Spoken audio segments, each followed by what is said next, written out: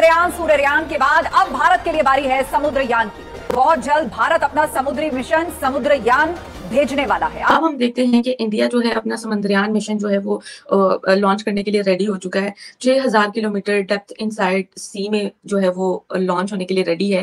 कि जमीन की गहराई हो या फिर आसमान की ऊंचाई हो, इंडिया अपने टेक्नोलॉजी के थ्रू जिस तरीके से एक्सप्लोर करता नजर आ रहा है। और दूसरी साइड पे अगर पाकिस्तान की बात करें तो हम हर साल नए से नया बाजा, नए से नया परचम बड़े साइज का बनाते नजर आ रहे हैं। टेक्नोलॉजी हो या ओशन टेक्नोलॉजी की बात हो, हम इसके ऊपर वर्क करते क्यों नहीं नजर आ रहे। इस मिशन में शामिल क्रू समुद्र तल से करीब 6 किलोमीटर नीचे कोबाल्ट, निकल और मैग्नीज जैसी बहुमूल्य धातुओं की खोज करेंगे। सबसे बड़ा स्टेप है जो समुद्रयान है। बेसिकली उस व्हीकल को national institute of ocean technology India ने बनाया है। नाम उसका मत्स्या 6000 है। मत्स्या मींस ओशन, वाटर, सी। ठीक है, विष्णु भगवान के दूसरा अवतार भी मत्स्या नाम था।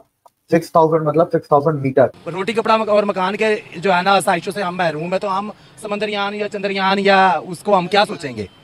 तो ये मिशन बहुत लंबा चौड़ा है। इसके अंदर बहुत अलग अलग चीजें हैं, जिसमें से मेन एक डीप सी माइनिंग है। जो सबसे बड़ा या मेन कह सकते हैं वो डीप सी माइनिंग है। तो उसके अंदर इतना है कि इंडिया की अगले 100 साल की इलेक्ट्रॉनिक नीड्स पूरी हो सकती हैं। वो समुद्रयान पर जा रहे हैं, हमें समुद्रयान पर जाने के लिए कितना टाइम दरकार है, क्या सोचते हैं आप इस बारे में? भाई हमारे पास माशाल्लाह इतना प्यारा झंडा है। हमारे झंडे के अंदर चांद तारे, आप उन्हीं को देख के फिलहाल खुश हो।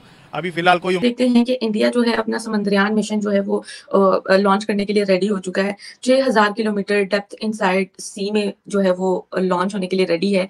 तो इंटरनेशनल सीबेड अथॉरिटी के साथ मिलकर इंडिया ने deep sea mining, deep sea research और मिनरल्स के ऊपर काम करना शुरू किया था। इसका पूरे प्रोजेक्ट का नाम है डीप ओशन मिशन। ये 2018 में शुरू हुआ था, 2025-26 तक ये चलेगा। टोटल इसका बजट $1.2 बिलियन है। अब इस मिशन के तहत काम ये होगा कि डीप सी माइनिंग 6 किलोमीटर नीचे जाके, 6000 मीटर या 6 किलोमीटर नीचे जाके आपको पॉलीमेटेलिक नूडल्स को एक्सट्रैक्ट करना है। पॉलीमेटेलिक नूडल्स जो होते हैं वो एक कॉम्बिनेशन होते हैं। उन नूडल्स के अंदर बहुत सारे दूसरे मिनरल्स होते हैं जिनको निकाल के अलग अलग रिफाइन किया जा सकता है। और उसके अंदर वो रेयर अर्थ मिनरल्स होते हैं, इलेक्ट्रॉनिक डिवाइसेस की जरूरत के होते हैं, सेमीकंडक्टर में यूज होते हैं। मैग्नीज है, निकल है, कोबाल्ट है, कॉपर है, हाइड्रोजन ऑक्साइड है, solar panel, smartphone, battery, electronic devices, ये हर जगह यूज होते हैं। अब इसमें ये था कि इंडिया के एक्सप्लोरेशन और रिसर्च के मुताबिक इनके पास मिलियंस ऑफ टन ऑफ ये पॉलीमेटेलिक नूडल्स है इस रीजन के अंदर। 58,000 किलोमीटर की बात कर रहा हूँ, इंडियन ओशन की बात नहीं कर रहा। वो 58,000 स्क्वायर किलोमीटर स्पेसिफिकली। तो उसके अंदर इतना है कि इंडिया की अगले 100 साल की इलेक्ट्रॉनिक नीड्स पूरी हो सकती हैं। तो इस प्रोजेक्ट का यही है कि उसको एक्सट्रैक्ट कैसे किया जाएगा, एक्सट्रैक्ट करने की कॉस्ट कितनी आती है, वाइबिलिटी कितनी है, फिजिबिलिटी क्या है। इस पूरे प्रोजेक्ट का काम ये टेक्नोलॉजीज को डेवलप करना, एक्सट्रैक्शन के लिए वाइबिलिटी, फिजिबिलिटी देखना। उसके बाद 2025 में कॉम्प्रिहेंसिव रिपोर्ट बन के जाएगी। उस रिपोर्ट के बेसिस पे 2026 से कमर्शियल लेवल पे यहाँ से फिर माइनिंग शुरू हो जाएगी, डीप सी माइनिंग। सबसे बड़ा स्टेप है जो समुद्रयान है। बेसिकली उस व्हीकल को national institute of ocean technology India ने बनाया है। नाम उसका मत्स्या 6000 है। मत्स्या मींस ओशन, वाटर, सी। ठीक है, विष्णु भगवान के दूसरा अवतार भी मत्स्या नाम था। 6000 मतलब 6000 मीटर। तो अब उसके अंदर 3 लोग जाएंगे, 3 साइंटिस्ट होंगे जो उसके अंदर होगा। मैन्ड क्रूड मिशन है 6 किलोमीटर नीचे। तो अब उसके अंदर वो जाएंगे, नीचे एक्सट्रैक्ट करेंगे, देखेंगे, मजीद रिसर्चेस करेंगे, डेटा कलेक्ट करेंगे। प्रेशर हो गया, environment, under water pressure 6000 kilometre पे नीचे कितना सी बेड पे है, और 50 चीजें, लाइटिंग क्या है, टेम्परेचर्स क्या है, ऐसी बहुत सारी चीजें इसके थ्रू कलेक्ट की जाएंगी। तो ये मिशन बहुत लंबा चौड़ा है। इसके अंदर बहुत अलग अलग चीजें हैं, जिसमें से मेन एक डीप सी माइनिंग है। जो सबसे बड़ा या मेन कह सकते हैं वो डीप सी माइनिंग है। इंटरनेशनल अथॉरिटी ने इंडिया को पाइनियर इन्वेस्टर बोला है 1987 में। पाइनियर इन्वेस्टर वो होता है जिसकी सबसे ज्यादा रिसर्च होती है, जिसका सबसे पहले पैसा लगता है, जो फर्स्ट मूवर होता है। मतलब अमेरिका, कनाडा भी पाइनियर इन्वेस्टर नहीं है डीप सी माइनिंग में।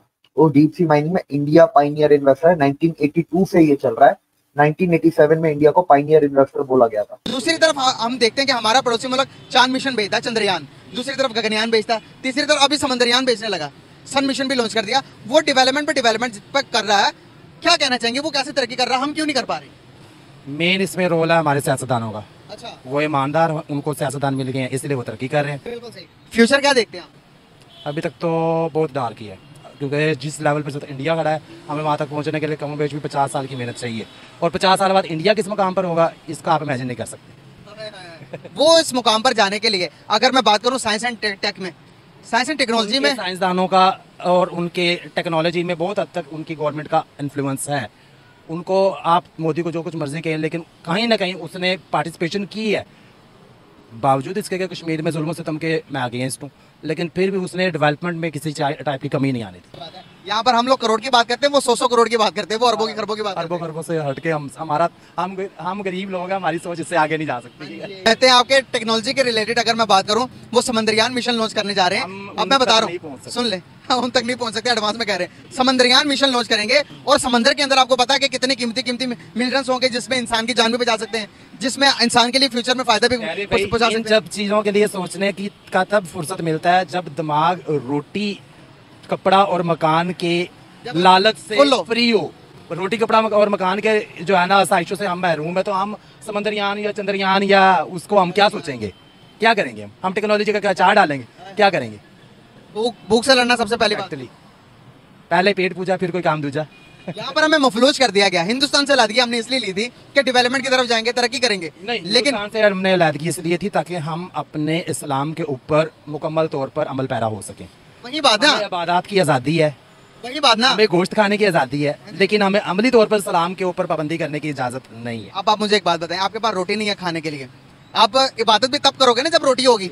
जब पेट भरा होगा तब अल्लाह को याद करोगे ना। जब पेट खाली होगा तो आप इबादत कैसे करोगे? ऐसे ही है, बिल्कुल ठीक है। तीसरा हिस्सा है पेट भरकर रोटी खाना, रोटी ईमान का तीसरा हिस्सा है। अगर आपके पास रोटी नहीं होगी तो आप इबादत भी नहीं कर सकते। मेरे पड़ोसी की हिंदुस्तान की सर वो चांद पर चला गया, वो सूरज मिशन भेज दिया, गगनयान मिशन भेज दिया।